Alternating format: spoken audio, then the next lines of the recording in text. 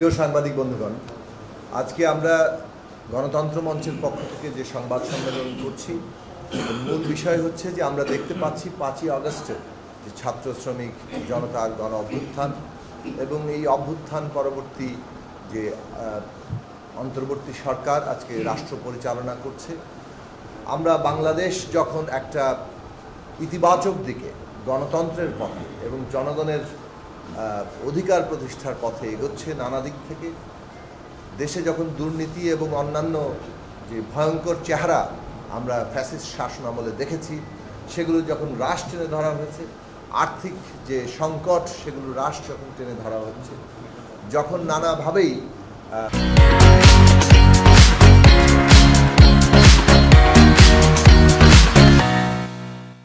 সরকার এবং দেশের ফ্যাসিবাদ বিরোধী শক্তিসমূহ দেশের গণতান্ত্রিক অগ্রযাত্রায় এবং কাঠামোগতভাবে বাংলাদেশ রাষ্ট্রের একটা রূপান্তরের জন্য কাজ করছে, সংস্কার কমিশনগুলো কাজ করছে, তখন আমরা দেখছি যে পতিত ফ্যাসিস্ট শক্তি এবং তার দেশি বিদেশি দোসররা তারা নানাভাবে এই অবস্থাকে ব্যাহত করার চেষ্টা করছে।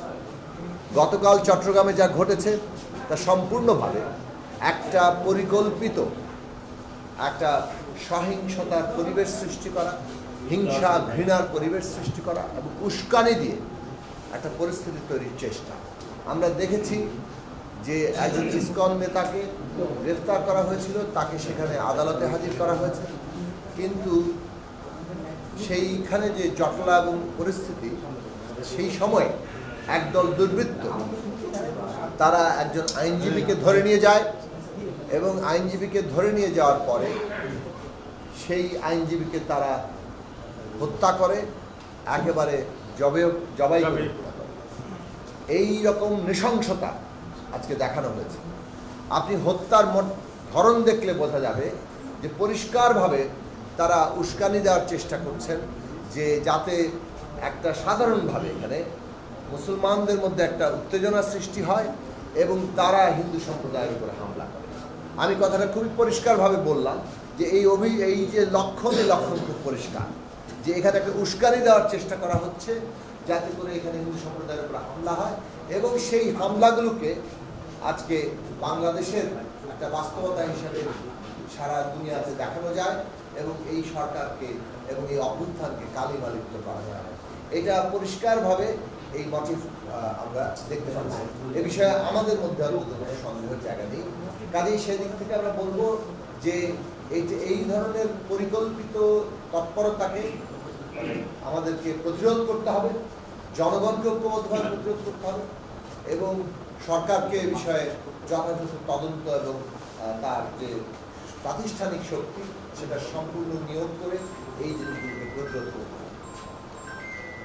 আমরা বাংলাদেশের জনগণের প্রতি আহ্বান জানাই, বিশেষভাবে যারা এই বিগত অভ্যুত্থানের অংশীদার, শিক্ষার্থীরা, রাজনৈতিক দলসমূহ, শ্রেণী পেশার অংশীদার এবং দেশের সবগুলো প্রতিষ্ঠানের অংশীদার যারা একটা ফ্যাসিস্ট সরকারকে হঠাতে তাকে তার পতন ঘটাতে সহায়তা অংশ নিয়েছেন, আজকে তাদের ঐক্য দরকার এবং রাষ্ট্রের এই রূপান্তরকালীন সময়টাতে আরও বেশি করে ঐক্যের প্রয়োজনীয়তা আছে, কেননা নানাভাবে এই রূপান্তরকে একটা গণতান্ত্রিক পথের যাত্রাকে এরা নস্যাৎ করতে চাইছে।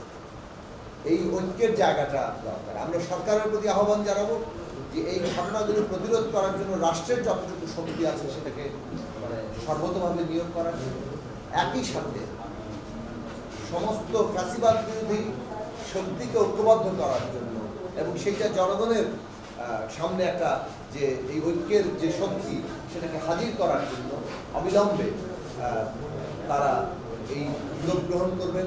শিক্ষার্থী, রাজনৈতিক দল, শ্রেণী পেশার এবং অন্যান্য রাষ্ট্রীয় অংশীদারদের সহ একটা আমাদের সভা দরকার। এই বিশেষ পরিস্থিতিতে আজকে আমাদেরকে এই ভূমিকা গ্রহণ করতে হবে। নানা দিক থেকে আমরা দেখছি, কেবলমাত্র চট্টগ্রামের ঘটনা নয়, আজকে ফ্যাসিস্টরা যে কোনো ধরনের ঘটনার মধ্যেই ঢুকে পড়ার চেষ্টা করছে, সেটা শিক্ষার্থীদের কেন্দ্র করে কোনো সমস্যা হোক কিংবা অন্য কোনো আন্দোলনের জায়গা হোক, নানাভাবে তারা এই ধরনের ঘটনার মধ্যে ঢোকার চেষ্টা করছে। প্রত্যেকটি আন্দোলনকারী শক্তিকেও এই সময়কালে সতর্ক থাকতে হবে যে তাদের দাবি দেওয়া কিংবা সংগ্রাম, তার যে ন্যায্যতা সেটা তো পূরণ করতেই হবে, কিন্তু একই সাথে এই আর সমস্ত আন্দোলনকে কেউ যাতে ব্যবহার করতে না পারে, বিশেষভাবে ফ্যাসিস্টদের দোসররা, সেই বিষয়ে তাদের সতর্ক। আমরা বাংলাদেশ নির্মাণের জায়গায় আছি পরিষ্কারভাবে। ফ্যাসিস্ট শক্তি আমাদের সন্তানদের কেবল হত্যা করেছে তাই না, আজকে তাদের পতনের পরে পালিয়ে গিয়ে বাংলাদেশের অস্তিত্বের বিরুদ্ধে একটা সংগ্রাম করছে। ফলে আজকে জাতীয় সার্বভৌমত্ব রক্ষার লড়াই আমাদের সামনে গণতন্ত্র রক্ষার লড়াই, আমাদের সামনে অভ্যুত্থানের সমস্ত অর্জনকে একটা বাস্তব এবং সাফল্যমণ্ডিত একটা পরিণতিতে নিয়ে যাওয়ার লড়াই। সেই লড়াইকে কোনোভাবে নস্যাৎ করতে দেওয়া যাবে না, এর বিরুদ্ধে আমাদের ঐক্যবদ্ধ থাকতে হবে। এই আহ্বান আমরা জানাবো। আপনাদের সবাইকে ধন্যবাদ। নেতৃবৃন্দ বলবেন, আমি শুধু একটা কথা বলি, আমরা দীর্ঘদিন 5ই আগস্টের পর থেকে দেখতে পাচ্ছি যে একটা নির্দিষ্ট প্যাটার্নে বাংলাদেশকে চিত্রিত করার একটা চেষ্টা, ফলে এটা একটা বড় প্রকল্পের অংশ যে বাংলাদেশে একটা মানে এমন একটা পরিস্থিতি তৈরি হচ্ছে, এখানে কোনো ধরনের ধর্মীয় সংখ্যালঘু কিংবা জাতিগত সংখ্যালঘু শব্দটা সমস্যাজনক, কিন্তু আমি একটা বোঝার অর্থে বলছি যে এদের জীবন কোনো নিরাপদ নয়। এখানে আসলে সাধারণ মানুষেরই জীবনের কোনো নিরাপত্তা নেই। সরকার একটা ব্যর্থ এবং এখানে একটা জঙ্গি উত্থান ঘটছে। এইরকম একটা চিত্রায়ন আমরা নানাভাবে দেখছি যে বিশেষ পক্ষ বাংলাদেশের ভেতরে এবং ভারতের একটা অংশের মিডিয়া তারা হাজির করছেন এবং বিশেষভাবে পশ্চিমা বিশ্বে এইটাকে প্রচার করার একটা চেষ্টা চলছে। তার জন্য অনেকগুলো ঘটনা আবার এখানে ঘটছে, যে ঘটনাগুলোকেই কাজে লাগানো হচ্ছে। ফলে এইটার যোগসূত্র থেকে পরিকল্পিত যে একটা চেষ্টা চলছে সেইটা আমরা অনুমান করতে পারি এবং আমাদের মনে হয় যে সরকারের এ বিষয়ে ব্যাপক তদন্ত করা দরকার, যে এই ঘটনাগুলো যে কিভাবে ঘটছে, কেন ঘটছে, কারা ঘটাচ্ছে। এবং এটা খুব পরিষ্কার, যেমন ইসকনের ব্যানারে আমরা দেখলাম যে পরিচিত মানে যুবলীগের নেতারা সেখানে হাজির আছে। তার মানে আসলে কারো ব্যানার হয়তো ব্যবহৃত হচ্ছে, কিন্তু সেইখানে ঢুকে পড়ার বিষয়টা আছে। এই যে ধরুন আমরা দুটো সংবাদ মাধ্যম, প্রথম আলো, ডেইলি স্টারের সামনেও যে ঘটনা ঘটতে দেখছি, প্রথম আলো, ডেইলি স্টার কিংবা যে কোনো সংবাদ মাধ্যম নিয়ে যে কারোর সমালোচনা করার অধিকার আছে এবং সেইটা তারা করবেন, কিন্তু পত্রিকা অফিসের সামনে গিয়ে কিংবা পত্রিকা অফিসে হামলা করা, রাজশাহীতে প্রথম আলো অফিসে হামলা হয়েছে আপনারা জানেন।